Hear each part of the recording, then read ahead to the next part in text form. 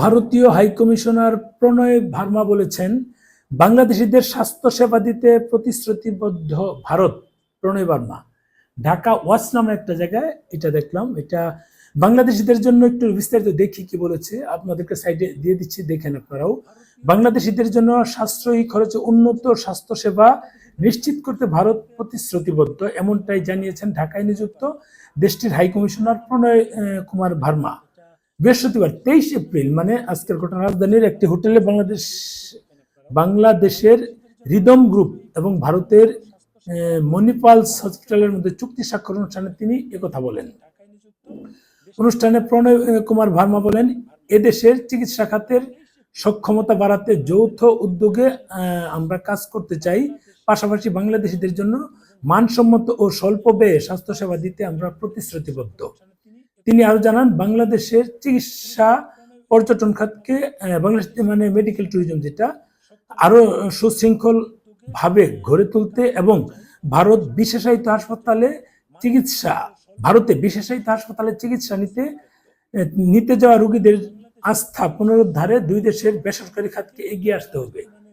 এই উদ্যোগকে দুই দেশের স্বাস্থ্য খাত সহযোগিতা জোরদারের একটি গুরুত্বপূর্ণ পদক্ষেপ হিসেবে দেখছেন সংশ্লিষ্টরা। যাই হোক, আচ্ছা, এটা হচ্ছে রিদম গ্রুপ ও ভারতের মণিপাল হসপিটাল। যাই হোক, তাহলে মণিপালের সাথে পার্মানেন্টলি তারা হয়তো চুক্তি করে ফেলেছে, এখানে অন্য কারোর সাথে হয়তো করা যাবে না। যাই কাজ হোক, তাদের মাধ্যমে করতে হবে, এরকম অনেকে আছে। আমাদের সাথে অনেকের সাথে কথা হয়েছে, কিন্তু আমাদের প্রোগ্রামে হাইকমিশন আসবে, আমরা চুক্তি করবো, এটা তো ইম্পসিবল। তারা বড় মানুষ, আমরা ছোট মানুষ। যাই হোক, ব্যবসা সবাই করবে, সবাই করছে, এটা বিজনেস, জাস্ট বিজনেস। ভারতও বিজনেস করছে, যে গ্রুপ দিয়েছে তারাও বিজনেস করছে। আমরা বিজনেস করলে আমাদেরকে দালাল বলা হয়, ওখানে তারা কি করবে?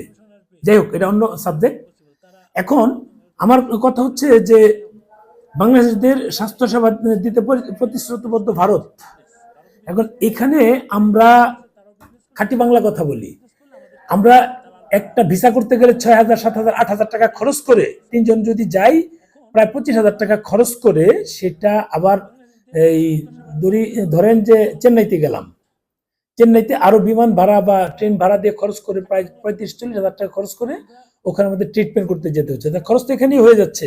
আমরা চেক আপ করবো, তার জন্য যদি এত টাকা খরচ, যাবো কি করে? পরের উন্নত চিকিৎসা তো পরের হিসাব।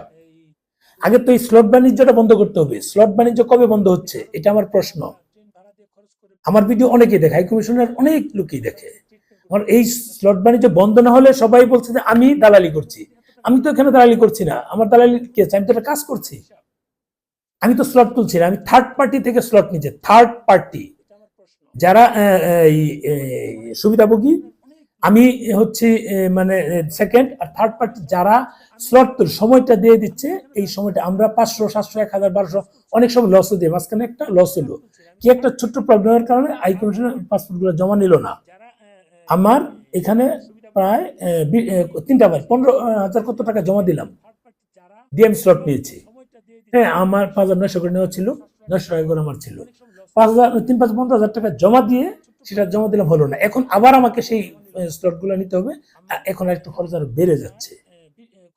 আমার কিন্তু মানে এই লস হচ্ছে, এই কিছু কিছু টাকা লস করছি। আমাদের কি দরকার ছিল এই লসের মধ্যে থাকার? মেডিকেল ভিসা রিজলভ করে দিক, এর মধ্যে অনেক সীমাবদ্ধতা থাকবে, আছে, থাকুক, সেটা পরের বিষয়। কিন্তু মূল বিষয় হচ্ছে যে আমাদের মেডিকেল ভিসা গুলো চালু করতে হবে।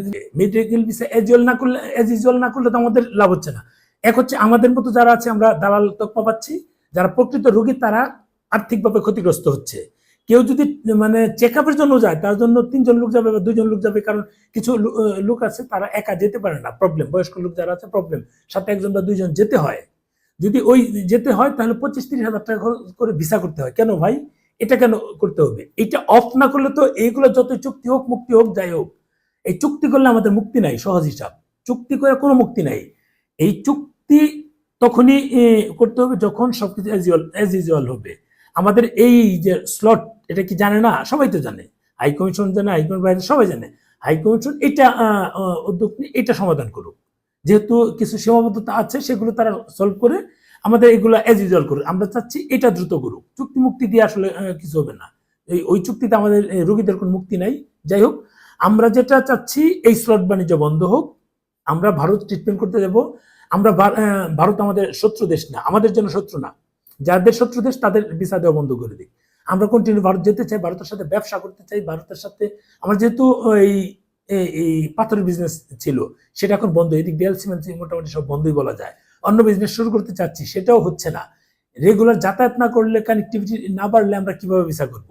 অনেক কিছু থেকে পিছিয়ে আছে। যাই হোক, আমাদের কথা হচ্ছে যে যতই চুক্তি হোক সেটা ভালো আমাদের জন্য, কিন্তু স্লট বাণিজ্যটা বন্ধ হোক। এটা হয়ে গেলে আমরা মানে কি বলে মানে ঘোড়ার মতো দৌড়ায় কাজ করব। অনেকে আছে আমি স্লট তুলে দিতে পারিনি বিদায় আমার কি হলো, তার ফাইলটা রিটার্ন নিয়ে গেল, কারণ রুগীর অবস্থা ভালো না, এখানে ট্রিটমেন্ট শুরু করলো। এরকম 7-8টা রুগী আছে, স্লট দেরি হচ্ছে, উঠে না। অনেক সময় একদিন উঠে, অনেক সময় 2 দিন উঠে, অনেক সময় 10 দিন চলে যায়। সে 10 দিনও তাদের সময় নাই, কারণ রুগী এমার্জেন্সি। দ্রুত হয়ে গেলে কিন্তু এই প্যারাগুলো থাকতো না। যাই হোক, ভালো থাকবেন, শেয়ার দিন।